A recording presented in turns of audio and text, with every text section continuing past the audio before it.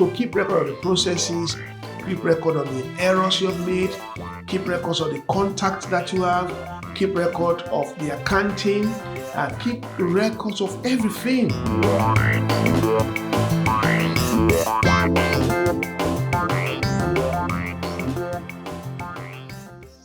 Hi, ladies and gentlemen, welcome to Dominion Wealth Zone. My name is Julius Olutoku, and today I'm bringing you another wonderful episode.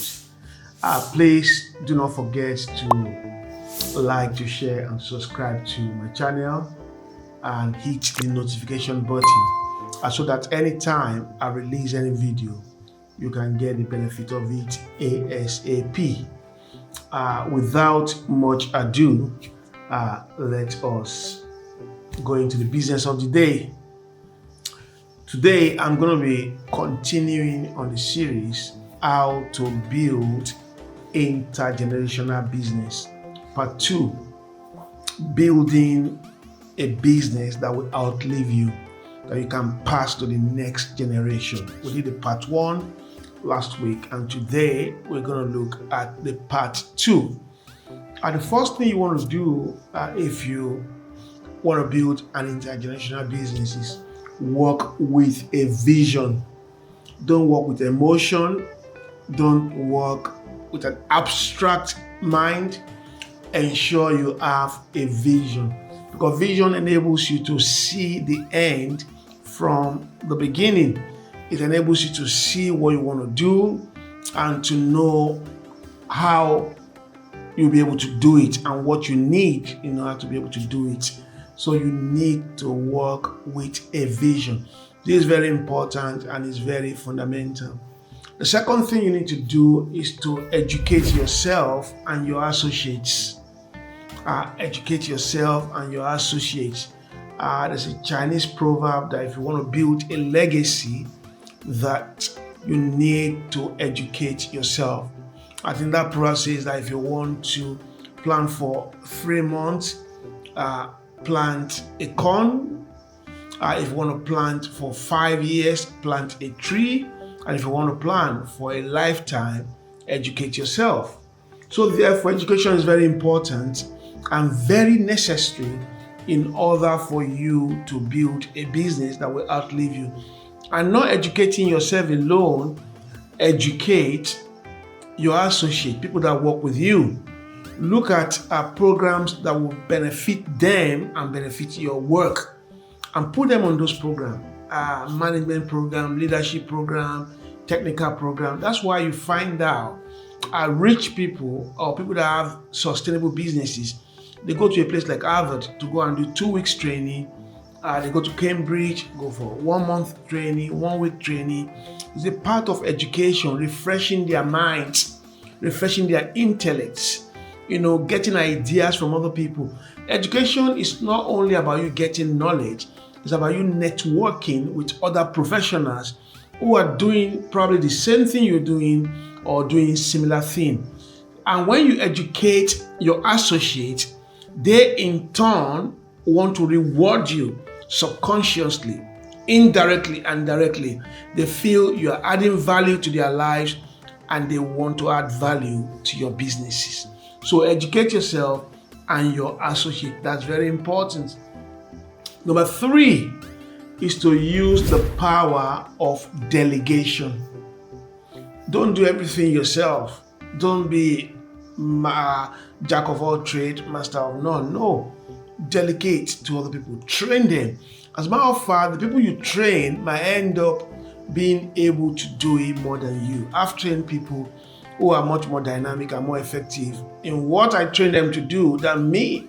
Why? Because I do a lot of things, but that is the only thing they do. For that 7-8 hours while they're in the business, probably people works, administration, networking with other professionals, coordinating other staff. So I've trained people that I believe they are better than me in what they do now. You understand? Because that's the only thing they do, while I do other things. So use the power of delegation. Don't want to do everything yourself. That's a mistake that we make. That's why you have to transit from being an entrepreneur into a businessman. An entrepreneur, that's what they call a one-man business. It's only the man doing everything. Maybe he has one or two staffs with him. But when you are in a business, what you set up a system that can work even when you are not there. A system that works seamlessly, a system that works swiftly, even when you are absent. So use the power of delegation. That's why in government circle, the prime minister, we have minister of this, minister of that, minister of this, minister of that, minister of education, of health, of labor, of employment. That's the power of delegation. You understand? So use the power of delegation. Number 4, and this number 4 is very, very important. Be persistent. Be persistent. Tesla, the founder of Tesla, is the richest man in the world today. As of 2025, July, Elon Musk is the richest man. But one of the things that helped him was persistent. Before Tesla made the first profit, it took 18 years after the company started before they made the first profit. I repeat myself again, 18 years before Tesla made the first profit. But they were persistent. There's another company I'm invested in now. It's called Archer Aviation. Archer is ARCHER. That's a bonus I'm just giving to somebody here. Archer Aviation was set up, I think, about 6 or 5 years ago. And up to today, they are yet to produce any. They are yet to produce any product. It's an electric air taxi company, but they are yet to produce anything. And they've been running for about 5 years or 6 years thereabout. I'm not sure now. They've been running and they have staff that they are paying, but they're persistent. Last 2 months, they were signed up by the Qatari government to provide air taxi. And I think it's going to be the first. It's an American company, or the Qatari government that just signed them. The Qatar government just signed them up to produce an air taxi about 2 months ago. And like I told you, they've not done anything, but they're signing contracts. Because they're persistent. And I believe in the next 5 years, that company will be competing with a company like Nvidia, Palantir. They're going to be competing. As a matter of fact, there's a possibility that they might compete with Tesla. There's a possibility. So Tesla, Elon Musk was persistent.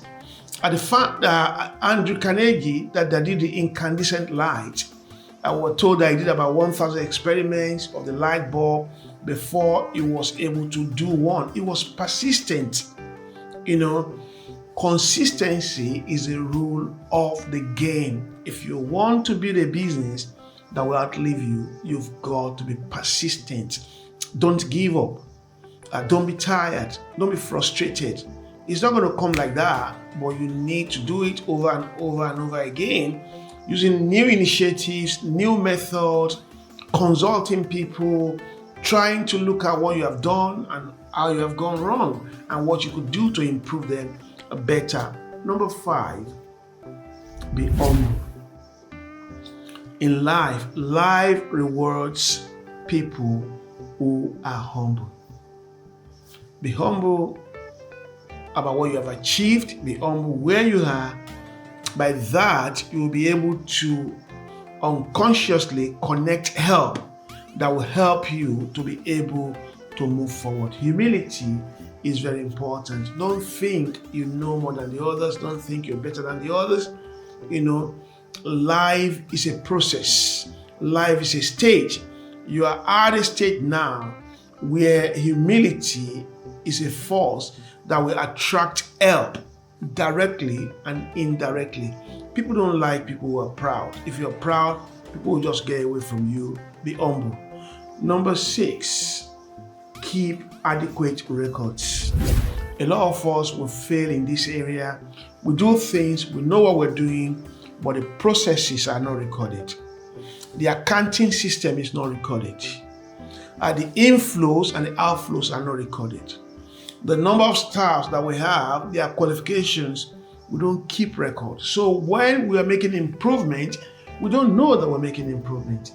And probably if we fall ill or for one reason or the other, we couldn't get into the business, probably anything happens, the business just die naturally because there's no record for the people that are taking over from you to follow. So keep record of the processes, keep record of the errors you have made, keep records of the contacts that you have, keep record of the accounting, and keep records of everything. Keep records of when you were making $10 a month or £10 a month, and keep record of when you're making £100 a month. What has changed between that? Keep record of when you're making £1,000 a month, and keep record of how much you intend to make in the next 1 year, in the next 3 years, in the next 5 years. So keep records, because it allows anyone taking over from you, or anyone deputizing you, or anyone that comes into the business, it enables them to be able to settle in quickly, to know where you were before, to be able to see the view, the big view of the business, and they'll be able to fit in ASAP.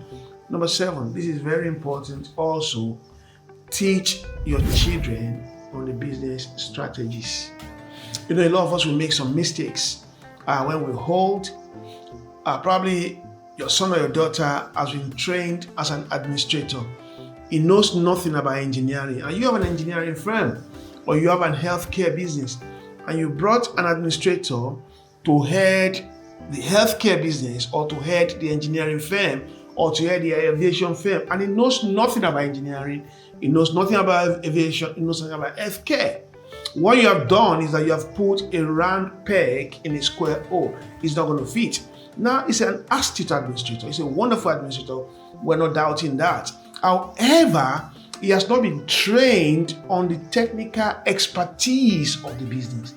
He does not know what it takes to fabricate metals. He does not know what it takes to conduct teachers.